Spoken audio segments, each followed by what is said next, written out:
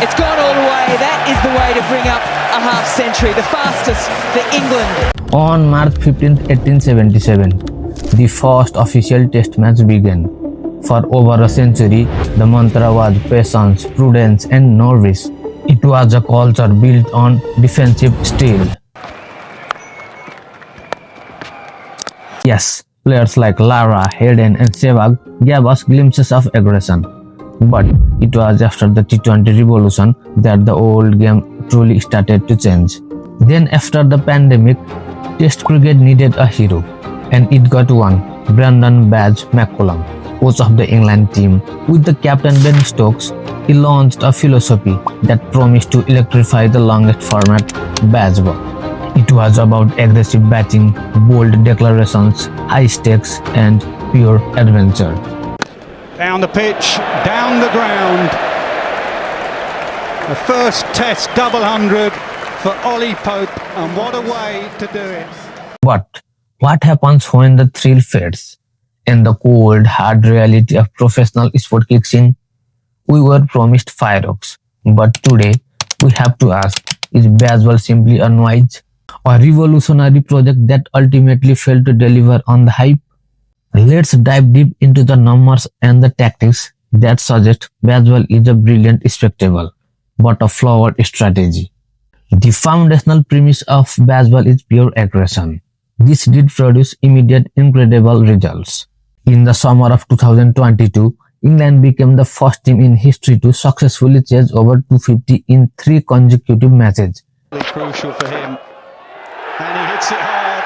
What a statement from England and their captain. Including that brilliant 378 run chase against India. The run rate, which sat at 4.65 runs per over until mid-2023, was unheard of, dwarfing the previous record held by Steve Waugh's Australia at 3.66. But herein lies the strategic flaw, an over-reliance on aggression that often morphed into recklessness. The team that won 10 of their first 12 tests under McCullum quickly hit a wall. Has that been taken? Pakistan record their victory. Instead of building pressure, players started throwing away wickets with erratic shot selection. Think of Joe Root's puzzling change in approach. A champion batter suddenly dismissed playing a reverse scoop to Jasprit Bumrah in India, a dismissal that shocked experts. The aggressive mindset, when applied without discipline, stops being a masterstroke and becomes a catastrophic collapse. The numbers, which look great for strike rate, hide the dips in average and the brutal collapses, like being bowled out for just 112 runs against Pakistan in Rawalpindi, England's lowest total of the Bazball era. Bazball had demonstrated success, but a crucial closer look reveals its one-pitch dimension. The most dominant wins, including that stunning 3-0 whitewash in Pakistan and the record-breaking performance at home, came on tracks that were notoriously flat or batting-friendly. Brook clubs it down the ground, and in the heat and dust of Multan. But Bazball has repeatedly failed its most important test, the turning tracks of the subcontinent. The massive 4-1 series defeat in India in early 2024 exposed brutally. The batters, unable to resist attacking when the ball was turning and gripping, collapsed dramatically. The patience defensive technique is the one that survives on these wickets, not Bazball's fundamental principle. Risk is necessary to force a result. Ben Stokes' side looked tactically bankrupt when facing spin, proving that a single all-out attacking strategy cannot work across the diverse conditions of international test cricket.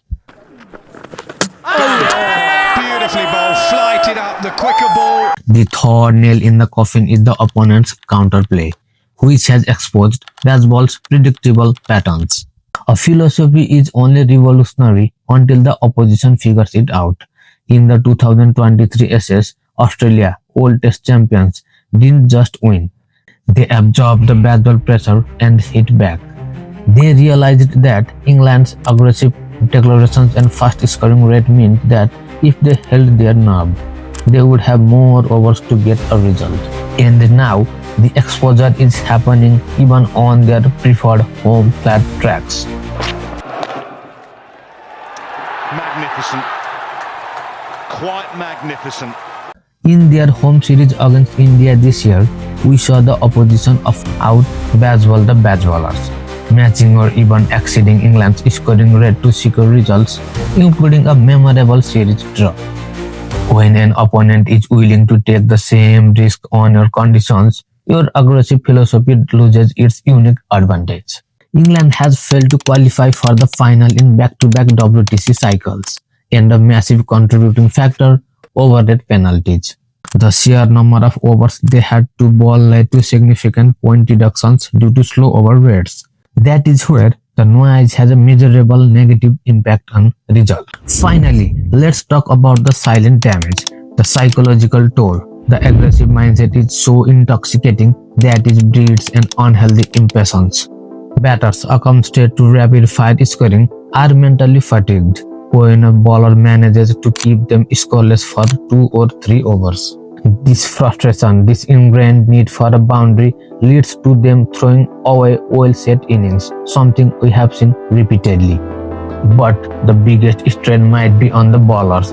They are forced to operate on flatter pitches, all in pursuit of fast result. Starts with a boundary. A lovely late cut. They look ordinary, their averages inflate, and they are then absorbed and even rotated out of the side for simply not being able to perform miracles on unhelpful tracks. You can't sustain a winning mentality when half of your team is fighting a battle on a pitch designed against them.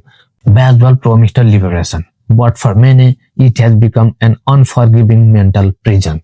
As we wrap our journey, the duality of Bazball is clear. It is undeniably brilliant spectacle. It has injected life into the longest format and forced every other cricket nation to reconsider their defensive playbook.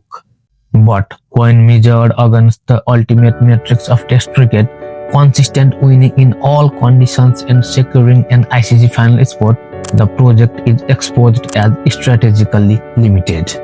It is a one-dimensional tactic that thrives on perfect conditions, but crumbles when faced with genuine spotting wickets and intelligent counterplay.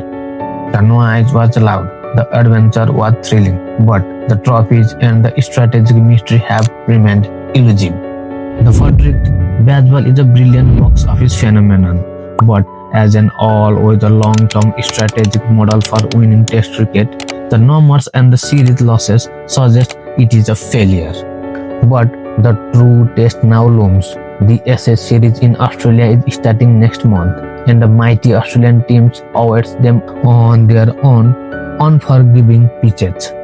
Can Brandon McCullum and Ben Stokes pull something special out of the bag, prove the doubters wrong on the ultimate stage? Can the noise finally translate into the ultimate prize? We are about to find out. So, do you agree? Is Bazball a noble failure or a strategic masterclass waiting to pay off? Let me know in the comments below. If you enjoyed this deep dive into the tactics and statistics of modern cricket, make sure to subscribe for more brilliant analysis. Hit that like button and share this video with your fellow cricket fan. We will see you in the next over.